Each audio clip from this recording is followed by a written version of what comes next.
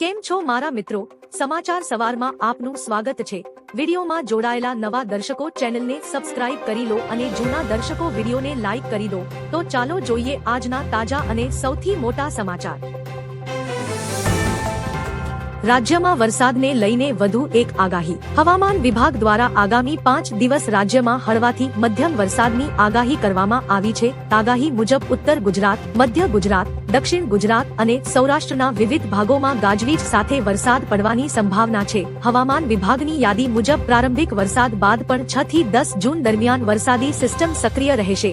આ દરમિયાન તાપમાનમાં મોટો ઘટાડો થશે અને અસહ્ય ગરમીથી રાહત મળશે। દેશમાં ગેસનો મોટો ભંડાર મળ્યો। ભારતની ઉર્જા સુરક્ષા માટે મહત્વપૂર્ણ સિદ્ધિ તરીકે ઓઆઈએલ કંપનીને આંદામાન સમુદ્રી વિસ્તારમાં કુદરતી ગેસનો મોટો ભંડાર મળ્યો છે। આ શોધ આંદામાનના પૂર્વીય કિનારેથી 15 કિમી દૂર અને 355 મીટર ઊંડા સમુદ્રમાં આવેલા શ્રી વિજયપુરમ 3 એક્સપ્લોરેટરી વેલમાં થઈ છે। કંપનીએ 1900 મીટરથી વધુ ઊંડાઈએ ગેસની હાજરીની પુષ્ટિ કરી છે। આ સફળતા ઉર્જા આયાત પરની નિર્ભરતા ઘટાડવામાં મહત્વપૂર્ણ સાબિત થશે। ગુજરાતમાં આગામી 7 દિવસ વરસાદની આગાહી। હવામાન વિભાગે ગુજરાતમાં આગામી 7 દિવસ દરમિયાન વરસાદની આગાહી કરી છે। સાયક્લોનિક સિસ્ટમ અને વેસ્ટર્ન ડિસ્ટર્બન્સની અસર હેઠળ દક્ષિણ ગુજરાત અને સૌરાષ્ટ્રના કેટલાક વિસ્તારોમાં વરસાદ પડી શકે છે। હાલ ચોમાસું મેંગલોર પહોંચ્યું છે અને 15 જૂન સુધીમાં ગુજરાતમાં તેના સત્તાવાર આગમનની શક્યતા છે। ગુજરાતની દીકરીઓએ ઇતિહાસ રચ્યો। ગુજરાતની પ્રથમ ઓલ ગર્લ્સ માઉન્ટ ફ્રેન્ડશિપ ટીમે 17,350 ફૂટ ઊંચા માઉન્ટ ફ્રેન્ડશિપ શિખર પર સફળ સમિટ પૂર્ણ કરીને ઇતિહાસ રચ્યો છે। ઇન્વિન્સિબલ એનજીઓ દ્વારા આયોજિત આ અભિયાનમાં 12 દીકરીઓએ નો ડ્રગ્સ કેમ્પેઇનનો સંદેશ આપતા સાહસ, મહિલા સશક્તિકરણ અને રાષ્ટ્રપ્રેમનું પ્રેરણાદાયી ઉદાહરણ પૂરું પાડ્યું। આ સિદ્ધિએ રાજ્ય માટે ગૌરવ વધાર્યું છે।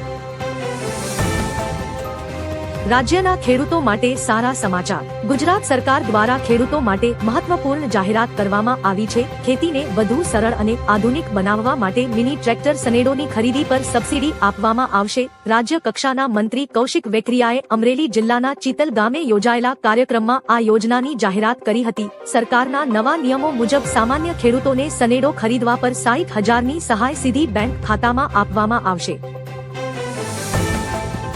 પેટ્રોલ અને ડીઝલને લઈ મોટા સમાચાર। મિડલ ઈસ્ટમાં ચાલી રહેલા તણાવ વચ્ચે ભારતમાં પેટ્રોલ ડીઝલના ભાવ આસમાન આંબી રહ્યા છે। દિલ્હીમાં કેન્દ્ર સરકારે પેટ્રોલથી લગભગ 20 રૂપિયા સસ્તું ઈંધણ ઉપલબ્ધ કરવાની વ્યવસ્થા કરી છે। વધતા ભાવને લઈને સરકારે મોટી રાહત આપી છે, જે માટે સરકારે દેશનો પહેલો E85 પેટ્રોલ પંપ પણ શરૂ કર્યો છે। E85 નો અર્થ છે કે તેમાં 85% ઇથેનોલ અને 15% પેટ્રોલ હશે।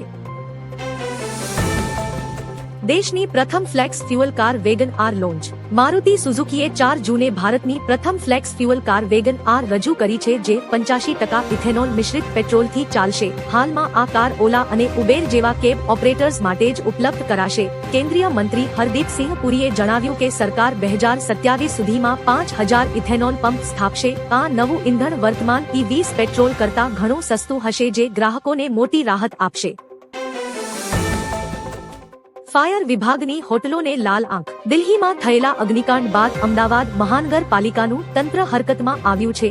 શહેરની જાણીતી હોટેલમાં ફાયર વિભાગ દ્વારા સરપ્રાઇઝ ચેકિંગ હાથ ધરવામાં આવ્યું હતું, જ્યાં ફાયર સેફટીના નિયમોનું ઉલ્લંઘન કરતી અને ગંભીર ખામીઓ ધરાવતી 37 હોટલોને કાયદેસરની નોટિસ ફટકારવામાં આવી છે। આ કાર્યવાહી બાદ હોટેલ સંચાલકોમાં ફફડાટ વ્યાપી ગયો છે। જણાવીએ, દિલ્હી અગ્નિકાંડમાં કુલ 21 લોકો જીવતા ભડથું થયા હતા। આગામી 48 કલાક મહત્વના। દેશમાં ચોમાસાએ દસ્તક આપી દીધી છે। હવામાન વિભાગે 19 રાજ્યોમાં ભારે પવન સાથે વરસાદની આગાહી કરી છે। આગામી 48 થી 72 કલાક દરમિયાન ચોમાસું મહારાષ્ટ્ર, આંધ્રપ્રદેશ, આરબ સાગર અને પૂર્વોત્તર ભારતના અનેક ભાગોમાં આગળ વધી શકે છે। બિહાર, ઝારખંડ, ઓડિશા, પશ્ચિમ બંગાળ, રાજસ્થાન, ઉત્તરાખંડ, પંજાબ, હરિયાણા અને ઉત્તર પ્રદેશમાં ભારે વરસાદ પડવાની સંભાવના વ્યક્ત કરી છે। પીએમ મોદીની આર્થિક સલાહકાર પરિષદ સાથે બેઠક। પીએમ મોદીએ પીએમ આર્થિક સલાહકાર પરિષદના સભ્યો સાથે એક મહત્વપૂર્ણ બેઠકની અધ્યક્ષતા કરી હતી। આ બેઠકમાં વૈશ્વિક અસ્થિરતા વચ્ચે ભારતની આર્થિક વૃદ્ધિને વધુ ગતિ આપવા માટે વિવિધ વિચારો અને ઉપાયો પર વિગતવાર ચર્ચા કરવામાં આવી અને આ સાથે ease of living, ease of doing બિઝનેસને વધુ બહેતર બનાવવા માટે જરૂરી સુધારાઓ પર પણ મંથન કરવામાં આવ્યું હતું। આમ આદમી પાર્ટીએ કોકરોચ જનતા પાર્ટીને ટેકો આપ્યો. અરવિંદ કેજરીવાલે જણાવ્યું કે આમ આદમી પાર્ટી કોકરોચ જનતા પાર્ટીની માંગણીઓનું સમર્થન કરે છે. તેમણે એક્સ પર લખ્યું છે કે કોકરોચ આંદોલન આ દેશના યુવાનોના ગુસ્સા અને હતાશાની અભિવ્યક્તિ છે. આમ આદમી પાર્ટી તેમની માંગણીઓનું સમર્થન કરે છે. તેમણે ઉમેર્યું કે વડાપ્રધાને તાત્કાલિક શિક્ષણ મંત્રીને બરતરફ કરવા જોઈએ.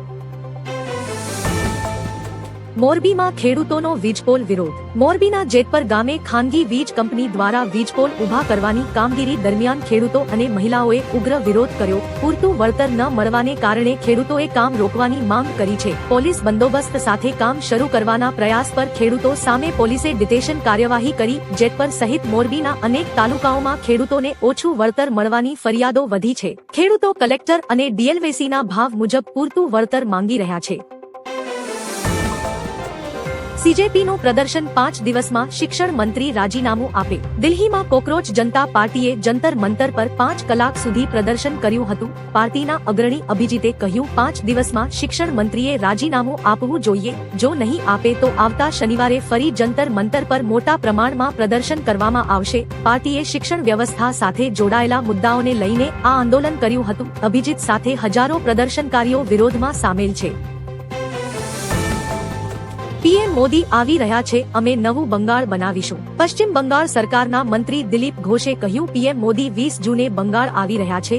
અમે લોકોને વચન આપ્યું છે કે આપણે એક નવું બંગાળ બનાવીશું. દરેક ક્ષેત્રમાં સર્વાંગી વિકાસ થવો જોઈએ. સરકાર બન્યાને 1 મહિનો પણ થયો નથી અને અત્યાર સુધી તેમણે જેટલા નિર્ણયો લીધા છે તે ઇતિહાસમાં અભૂતપૂર્વ છે. ખાન સરનું આત્મસમર્પણ. ખાન સરને લઈને હાલમાં મોટા સમાચાર સામે આવ્યા છે. પટનાના સિવિલ કોર્ટમાં ખાન સર આત્મસમર્પણ કરવા માટે પહોંચ્યા હતા. જણાવીએ ખાન સર વિરુદ્ધ હત્યાના પ્રયાસો અને આર્મ્સ એક્ટમાં પટના પોલીસે એફઆઈઆર નોંધી હતી. વધુમાં ગઈકાલ રાત્રિથી જ પોલીસ તેમની ધરપકડ માટે કાર્યવાહી કરી રહી હતી. અહીંયા મરીશું પણ મકાન નહીં તોડવા દઈએ. મોટેરા જૂના ગામમાં આસારામ આશ્રમ પાસે આવેલા 36 જેટલા મકાનોના ગેરકાયદેસર ભાગને તોડી પાડવા માટે અમદાવાદ મ્યુનિસિપલ કોર્પોરેશન દ્વારા મેગા ડિમોલિશનની કામગીરી હાથ ધરાઈ હતી. જેમાં મકાન માલિકોનો દયનીય સ્થિતિ સામે આવી છે. મહિલાએ મીડિયા સમક્ષ કહ્યું કે અમારો હક નહીં જવા દઈએ, અહીંયા જ મરી જઈશું પણ મકાન નહીં તોડવા દઈએ. ખાસ કે 36 મકાનો ગેરકાયદેસર હોવાથી મનપાએ તેને તોડવાની કામગીરી હાથ ધરી છે. વૈભવને લઈને બીસીસીઆઈની મોટી જાહેરાત. બીસીસીઆઈએ આગામી ટી20 સિરીઝ માટે ટીમ ઇન્ડિયાની જાહેરાત કરી છે. ટી20 સિરીઝ માટે શ્રેયસ અય્યરને ટીમની કમાન સોંપવામાં આવી છે, જ્યારે ઉપકપ્તાન તિલક વર્માને બનાવવામાં આવ્યા છે. ટીમમાં રવિ બિશ્નોઈ, અભિષેક શર્મા, નીતિશ રેડ્ડી, મોહમ્મદ સિરાજ, સંજુ સેમસન, અક્ષર પટેલ, હર્ષિત રાણા, ઈશાન કિશન, વોશિંગ્ટન સુંદર, અર્શદીપ સિંહ, શિવમ દુબે, વરુણ ચક્રવર્તી, પ્રિન્સ યાદવ અને વૈભવ સૂર્યવંશીનો સમાવેશ થાય છે. નકલી ચલણી નોટોના રેકેટનો પર્દાફાશ.